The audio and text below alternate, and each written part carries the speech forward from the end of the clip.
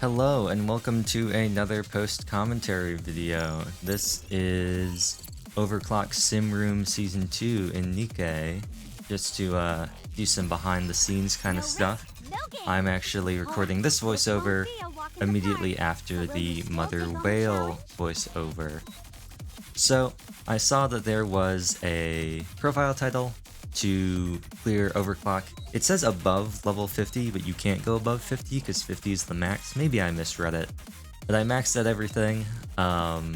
This cycle we have Poseidon code, so you want to have Zeus code Nikkei to clear the special barriers.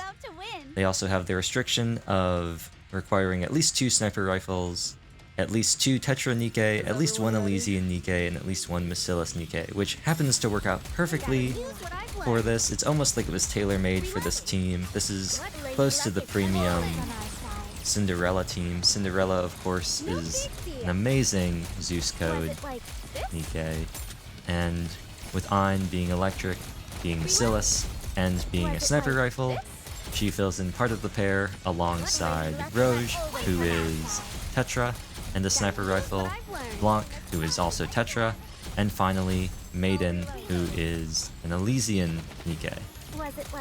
Works out quite well. So this first stage goes pretty well. We've got some pretty generic builds in all of them. I don't think I actually go over any of their gear, like their overload lines, but it goes well. I'm just kind of mashing, bursting on cooldown, and somehow we got through things. I did pre-stack the buffs. If I do another post commentary, I'll boot up Nikkei and I'll get a full list of what my buffs actually were, because I don't remember what they are off the top of my head. I usually go for a pretty standard, I mean I can probably guess most of them. I go for a pretty standard composition every time I do overclock. I always like to get all Nikkei attack up and HP up because, well, it's nice for the bulk, and then also with Cinderella, it's just a little bit more for her. I usually go for charge time decrease and charge time damage as well, because usually I'm using a sniper rifle carry. In this case, I'm using both Ein and Cinderella, but most of the time I'm using Red Hood for overclock when I'm just going for like the normal 25. Here I actually fail the QTE because we're just doing so little damage. And so everyone except for Cindy gets one.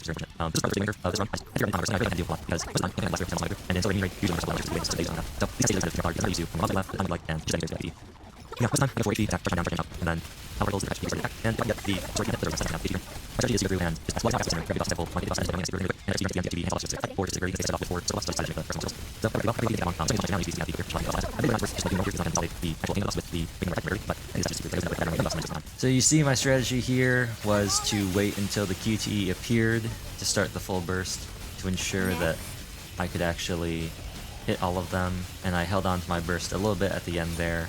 Probably should have waited to do Blanc's burst. I just kind of held on to Cindy's, but I probably should have waited because Blanc's damage debuff taken only applies to current on-screen enemies, so none of those enemies at the end got it.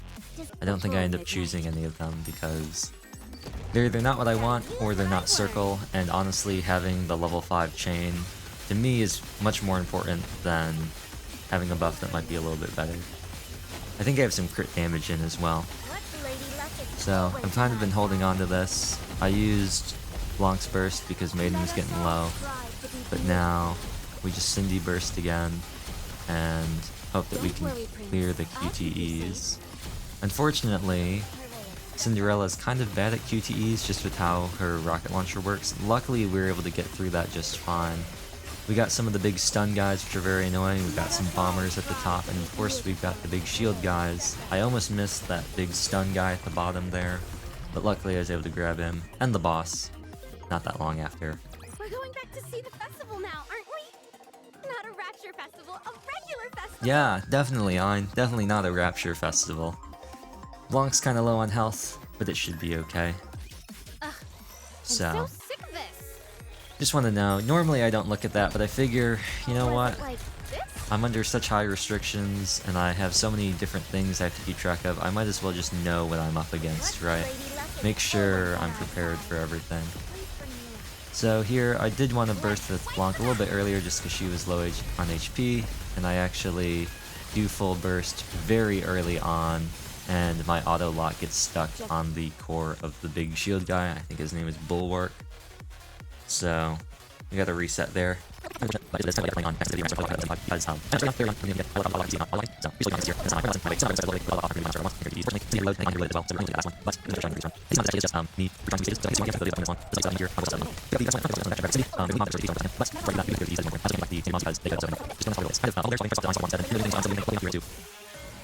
Clear the QTE. I kind of got a little jumpy because of that and mashed through to burst with Cindy. Not a great idea, but we were very lucky. Ein almost died, but thanks to the HP leech and Blanc's burst, she got to full health pretty quickly, and her burst was able to clean up the trash, and we were able to take down the boss. This is pretty much the only team I have that could probably beat any of these stages, and losing any of them would be very bad.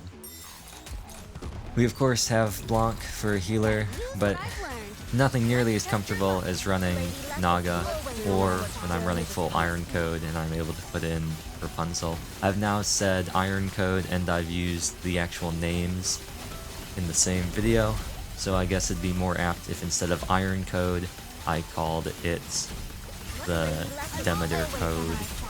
I said that kind of weird. I bursted immediately right there. I was however lucky enough to get my burst back in time to clear the QTE, so all's well that ends well. I wanted to focus on the healing guy, but then I realized that the silencer, the smoke silencer, was a far bigger threat than potentially healing. Gotta get them out of here, which is why I focus on them there. And from here on, I'm just kind of focusing on the boss, because I figure, you know what, as long as I can beat him before the rest of the Raptures attack. Got Rebuild Armstrong here. This is part of the special part of Overclock, where instead of a normal buff recovery stage right before the boss, you know, the boss fountain, you instead get a special, harder boss stage with special rewards. Unfortunately, most of the time those special rewards are useless to me because I'm not taking new buffs, but we have Rebuild Armstrong, and I did briefly pilot Maiden just to get the burst up quickly. Saw the ads in the back, decided, you know what, we should go with Ein. We got one of those little balls in the corner, stuns everybody. Now, something that I do notice, and then you can probably see, but I'm not fully aware of at this point, is that there are a bunch of Raptures in the back healing.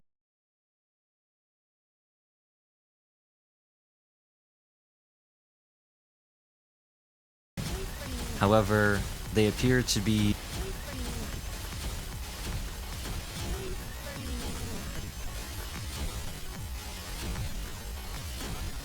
pseudo-unkillable in the sense that they just have an enormous amount of health. And so, however, going into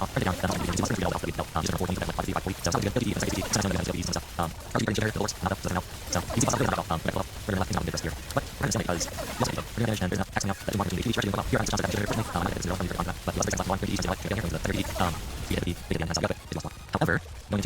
more and aware of that these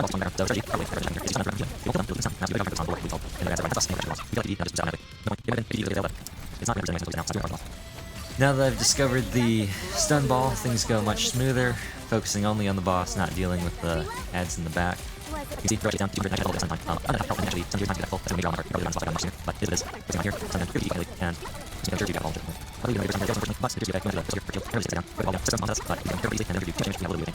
don't always have to focus on the ball either. Sometimes I can just hold and click a few times in full burst, and hopefully enough of those hits from the other bosses or from my other Nikke will take it out. And this actually surprised me in the recording. It surprised me in real life too, where I was kind of caught off guard not paying attention to the health bar. He just kind of died at the end.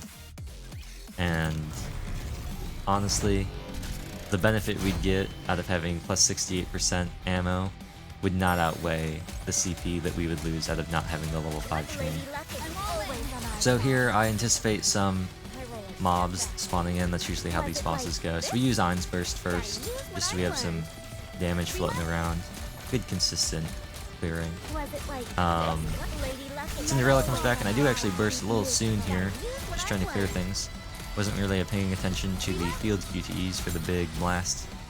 and we get very lucky Was it like until this? right here, where I'm just barely unable to clear it. So, I don't know if it's but 100 time. Very fortunate. They probably just need that run, but this first two and are main secondary gun.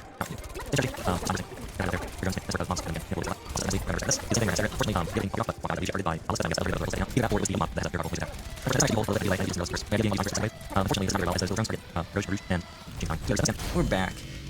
Fighting Obelisk. Once again, I'm not going to try and destroy the little rifle balls. You can't lock onto them. They move up and down too much. They're just too hard to hit, in my opinion. They're just Was it annoying. like this? Machine gun is nice. Rocket splash damage is also nice. Rappy, Red Hood, she's really nice. With her explosions and everything like that. Doing a similar thing here, except this time I go back to using Ein's Burst first, and we're using Cinderella's Burst. We were able to get through that. Ein is quite low on health. That was kind of dicey, I'll be honest. She gets really low, and so I'm panic bursting, trying to get our burst up, get Blanc's healing. Luckily, it gets off. Blanc also got pretty low on health, but she gets some healing back as well, and of course, Ein's Burst gets her back to full health, thanks to the HP leech. From here on out, we're kind of good on QTE and everything like that, so we're just kind of mashing Burst. And this time I won't be caught off guard. Boss went down very quickly. Just had a kind of a rough middle section, or beginning middle section. Am I beautiful? And of course, here are the damage numbers. I think it's interesting to see who did how much damage, who took how much damage, and who healed how much damage. Because sometimes those numbers are really funny. But anyway, that's record 50 overclock. Probably won't ever do that again.